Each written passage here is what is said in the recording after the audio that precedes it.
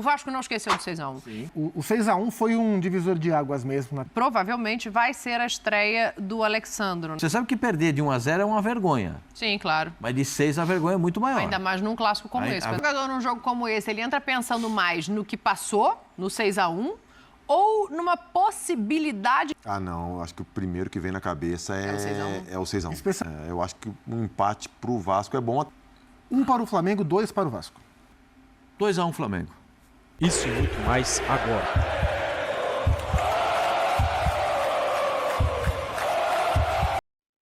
Eu quero falar de Flamengo e Vasco. Falaremos. Eu tô tentando puxar aqui pro Flamengo e Vasco. É o jogo mais então, justamente por isso, Prazo, assim, porque entra muita coisa nessa equação. Entra o 6-1. O Vasco não esqueceu do 6-1. Entra o crescimento do Vasco. Os primeiros jogos do Pedrinho como presidente, né? Foi, e da demissão do Álvaro, se eu não me engano, né? Foi depois desse Flamengo e Vasco. Entra o crescimento desse Vasco desde esse jogo. Entra o Flamengo, que o Pascoal pergunta, qual o Flamengo, assim? Então, o que você prevê de dificuldade de lado a lado nessa partida, além da rivalidade? Eu acho que tudo isso que tu falou, Dani. Eu vejo o Flamengo não chegando no seu máximo, isso por motivos óbvios. Pelo jogo que teve no meio de semana, pelo jogo que vai ter no meio de semana. É um adversário difícil na Libertadores. E aí, do outro lado, o Vasco, em um momento muito melhor, em relação a ele mesmo, não em relação ao Flamengo, num momento muito melhor.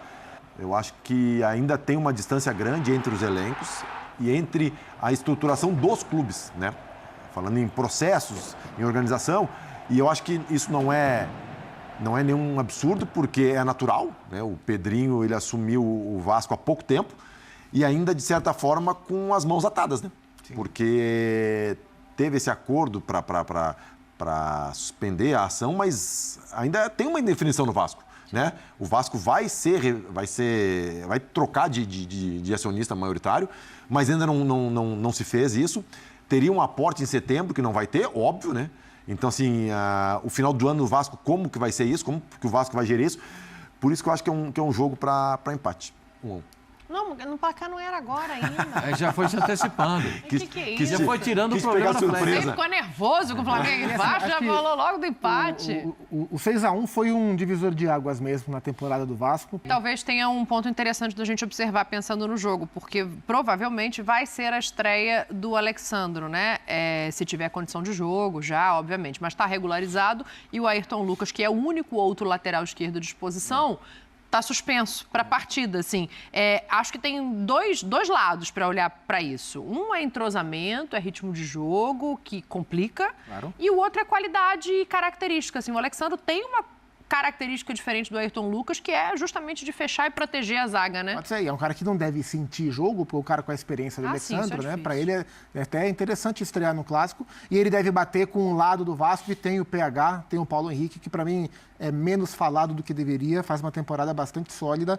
Acho que vai ser um jogo... Esse jogo aí também, o Pumita vacilou demais. O segundo gol, aquele gol de Pedro de peito... Tentando achar em que rodada foi esse jogo para olhar a escalação, eu não consigo. 7ª rodada. E eu acho que... Quer que eu te dê a escalação? O lateral direito do Vasco... Jogou com 3 zagueiros. Gosta muito do apoio. Eu acho que ele tem uma situação muito interessante para apoiar, jogar. É o cara que tem muito apoio. Nesse jogo do Vasco aí, o time entrou com um propósito. O propósito do time do Vasco era fazer um gol e segurar o Flamengo. E o grande equívoco foi esse. Você não faz um gol e segura o Flamengo. Tanto que a prova veio depois, com o Pedro em campo ainda, 6-1 no placar. A vergonha foi grande. Você sabe que perder de 1-0 é uma vergonha. Sim, claro. Mas de 6 a vergonha é muito maior. Ainda mais num clássico como esse, com essa perder de 6 é muito maior. E é claro que quem ganha até pode esquecer, mas quem perde não esquece.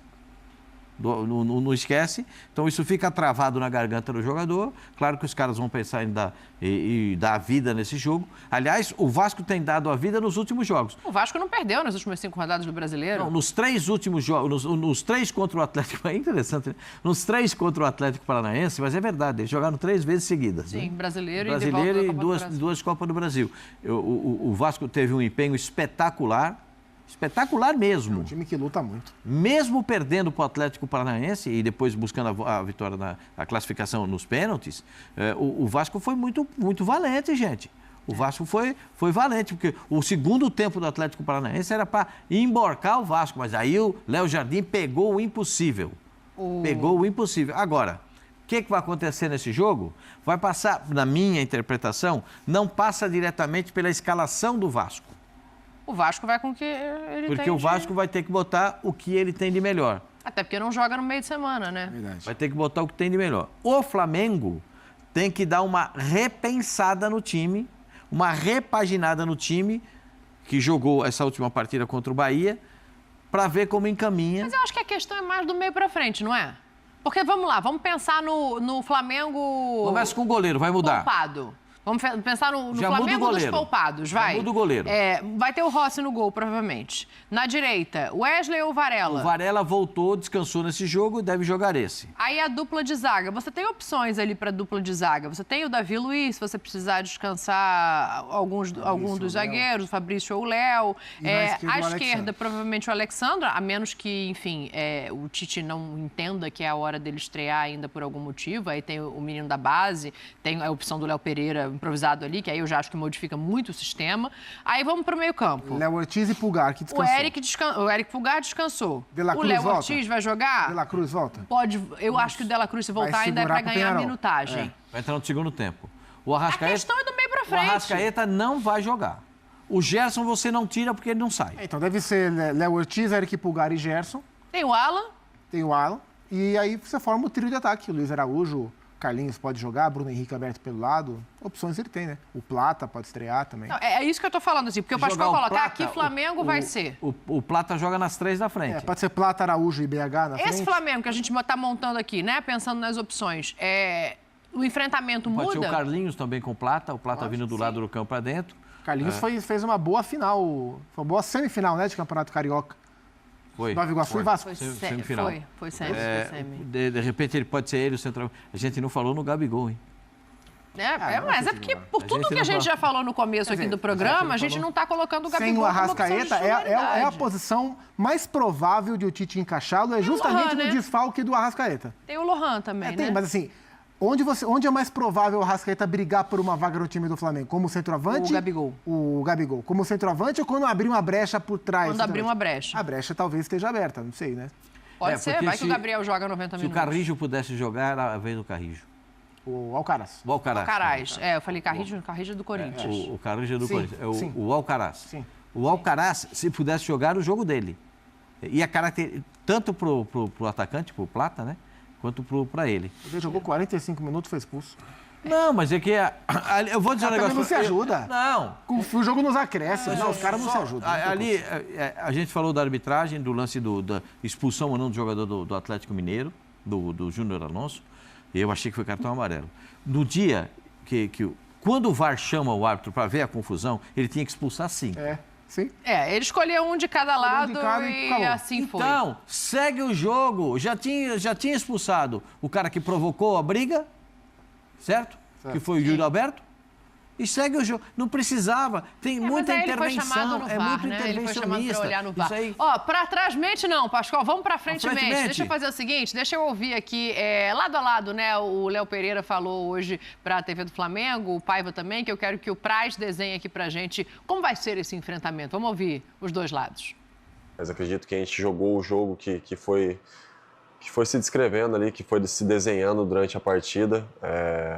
A gente foi no meu ponto de vista, a gente foi uma equipe muito consistente. Na hora de defender, a gente defendeu muito bem. Na hora de atacar, a gente soube explorar os vacios do Bahia. E a gente conseguiu essa classificação, uma classificação importante, que nos dá essa vaga aí na semifinal. E agora é focar no jogo de domingo. É claro que teve a comemoração assim depois, todo mundo estava bem feliz ali depois, comemorando. E a gente merece, quando a gente ganha, a gente tem que comemorar ali naquele momento, durante a noite, com os nossos familiares, com os nossos amigos. Mas no outro dia a gente já sabe que tem que se preparar, porque no já outro dia mesmo, literalmente. Hoje já tem já tem que se preparar, porque domingo tem um clássico, e é um clássico importante, a gente sabe. Um clássico do futebol brasileiro. A gente espera fazer Concordo. uma grande atuação e conseguir esses 3 pontos, que vai ser muito importante para nossas ambições no brasileiro também, né? O nosso foco total na semana foi o Atlético Paranaense. Em nenhum momento a gente desviou o foco, porque a gente sabia da importância desse jogo e da dificuldade que ele ia ser. Então a gente ainda nem olhou para o Flamengo da forma que deveria, porque a gente não poderia ter olhado antes mesmo. A gente sabe que a gente vai ter um grande jogo, um grande clássico. O que a gente promete é que a gente vai trabalhar muito, vai se doar muito, a gente vai buscar o nosso melhor para a gente buscar um grande jogo e, se possível, um bom resultado.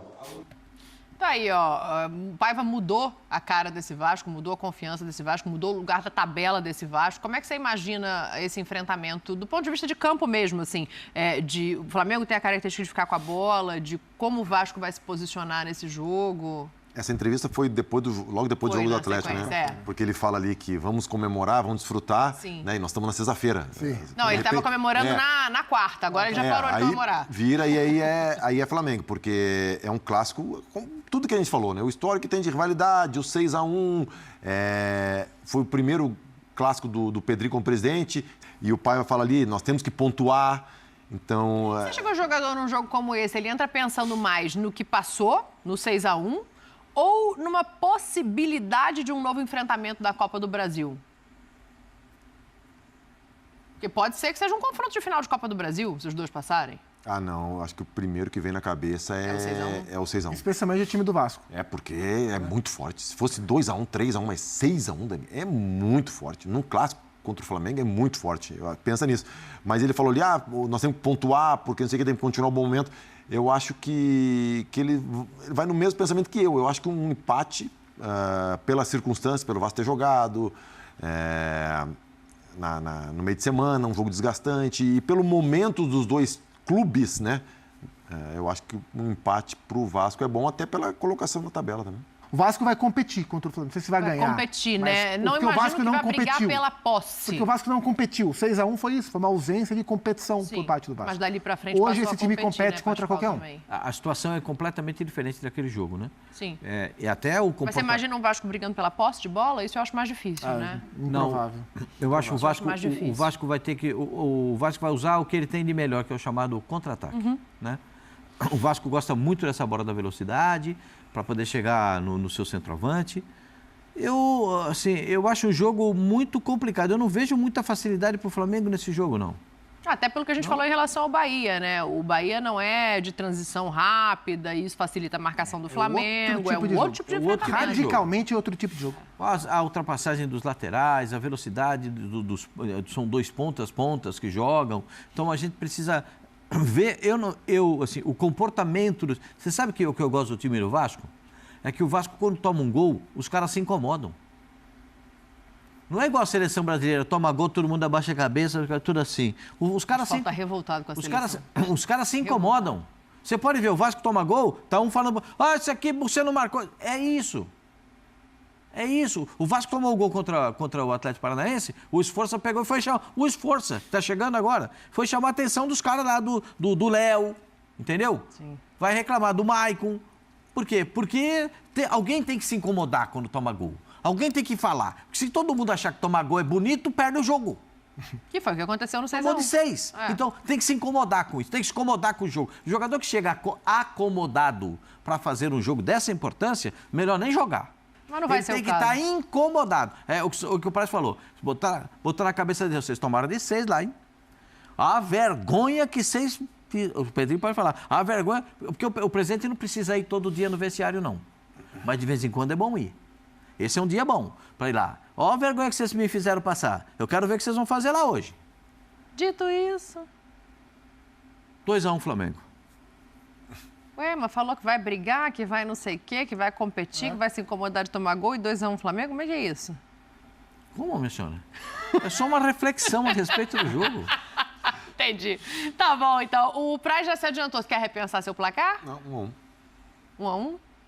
Esse 1-1 dele não tá saindo com muita convicção. O mandante é o Flamengo? O mandante é o Flamengo.